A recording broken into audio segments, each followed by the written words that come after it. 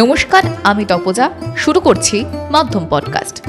আজ আপনাদের নিয়ে যাব আরও এক শক্তিপীঠে, জানব তার মাহাত্ম্য কথা। সতীর ৫১ পীঠের মধ্যে বাংলাদেশের চট্টগ্রামের উত্তর পূর্বে চন্দ্রনাথ পাহাড়ের উপরে অবস্থিত চন্দ্রনাথ মন্দির হল প্রধান এবং বিখ্যাত শক্তিপীঠ।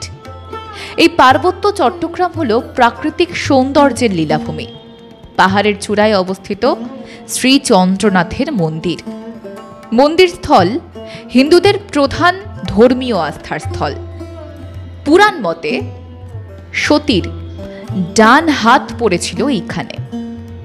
দক্ষযজ্ঞে শিবের অপমান হলে পতিনিন্দায় অপমানিত হয়ে আগুনে দগ্ধ হন সতী। তখন সতীর দেহ কাঁধে নিয়ে তাণ্ডব নৃত্য শুরু করেন শিব।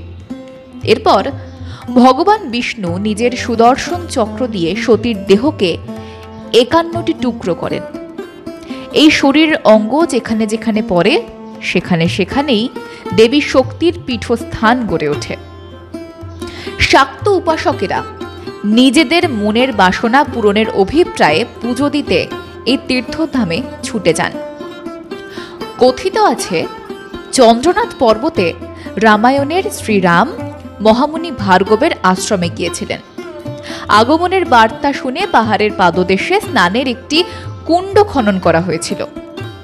যখন তিনি মুনির সঙ্গে কথা বলা শুরু করেন, সেই সময় সীতাকুণ্ডে তিনি স্নান করেন। কিন্তু স্নানের জলে মা সীতার রূপ বদলে যায়। কৃষ্ণকায়া এবং ভীষণা রূপ দেখে কুণ্ডকে রামচন্দ্র অভিশাপ দেন। রামচন্দ্র বলেন, কলিযুগে ৪,০০০ বছর অবস্থান করার পর কুণ্ড অদৃশ্য হয়ে যাবে। এরপর সীতা দেবী নিজের রূপ ফিরে পেলে ভাই লক্ষণ এবং সীতাকে নিয়ে পাহাড়ের চূড়ায় চন্দ্রনাথ মন্দিরে শিব দর্শন করেন শ্রীরাম। এই কুণ্ড সীতাকুণ্ড নামে পরিচিত। পাহাড়ের পাদদেশে রয়েছে সীতা মন্দির। একইভাবে পাহাড়ের পাদদেশে রয়েছে ব্যাসকুণ্ড। এখানেই মহামুনি ব্যাসদেব এবং অন্যান্য ঋষিগণ অশ্বমেধ যজ্ঞ করেছিলেন। ঘন অরণ্যের বুক চিরে পাহাড়ের উপরের দিকে তাকালে দেখা যাবে আঁকাবাঁকা পথ। সমতল থেকে কিছুটা উপরে আছে জাগ্রত শক্তিপীঠ ভবানী মন্দির। সবুজে ঘেরা মনোরম নৈসর্গিক পরিবেশের মধ্যে অবস্থিত গেরুয়া রঙের অতি সাধারণ একটি মন্দির। মন্দিরের ভিতরে শ্বেত পাথরের সিংহাসনে বিরাজ করছেন জাগ্রত দেবী মা ভবানী এবং সঙ্গে তার ভৈরব চন্দ্রশেখর। পীঠ নির্ণয় তন্ত্র মতে দেবীর ১৪তম পীঠ হল ভবানী শক্তিপীঠ। এই শক্তিপীঠের উল্লেখ পাওয়া যায় মঙ্গল কাব্যের সর্বশেষ শক্তিমান কবি অন্নদামঙ্গলের স্রষ্টা ভারতচন্দ্র রায়গুণাকরের লেখাতেও।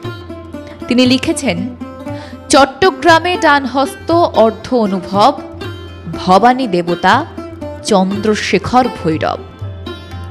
রাজমালা সূত্রে জানা গিয়েছে, আনুমানিক ৮০০ বছর আগে গৌড়ের বিখ্যাত আদিসুরের বংশধর রাজা বিশ্বম্ভর সমুদ্রপথে চন্দ্রনাথে পৌঁছানোর চেষ্টা করেন।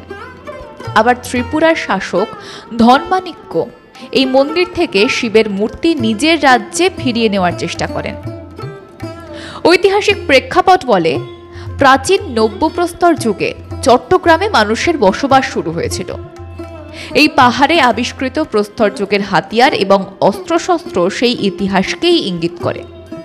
তবে ৬ষ্ঠ এবং ৭ম শতক পর্যন্ত সম্পূর্ণ চট্টগ্রাম আরাকান রাজসভার অধীনে ছিল। আরও পরবর্তী সময়ে পাল বংশের রাজা ধর্মপাল এখানে শাসন করেন। আবার ১৫৩৮ খ্রিস্টাব্দে সুরবংশের শেরশাহ সুরির নিকট বাংলা সুলতানি বংশের শেষ সুলতান গিয়াসউদ্দিন মোহাম্মদ শাহ পরাজিত হলে গোটা চট্টগ্রাম আরাকান রাজ্যের হাতে চলে যায়। ১৫৩৮ থেকে ১৬৬৬ এই সময়সীমা পর্যন্ত এই অঞ্চলে পর্তুগিজ এবং আরাকান বংশধররা একত্রে শাসন করেন। দীর্ঘ কয়েক শতক বিদেশি আক্রমণের পরেও চন্দ্রনাথ সতীপীঠের আধ্যাত্মিক তাৎপর্য বিন্দুমাত্র কমে যায়নি।